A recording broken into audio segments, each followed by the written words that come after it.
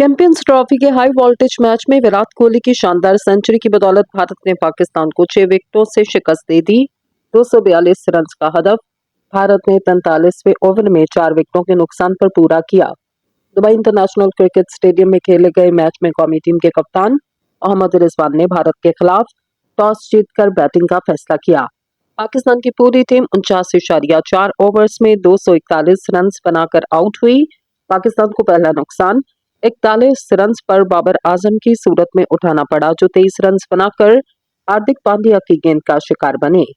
इसके बाद इमामुल हक 10 रन बनाकर रन आउट हो गए।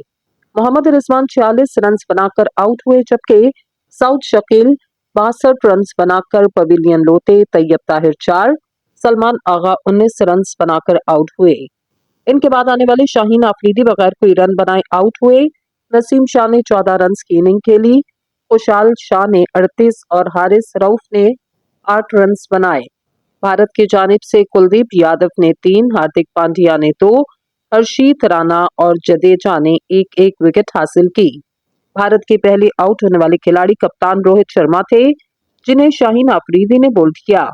रोहित शर्मा 20 रन बनाकर आउट हुए। इनके बाद शुभमन गिल 46 रन बनाकर इब्रार के हाथों बोल्ड हुए।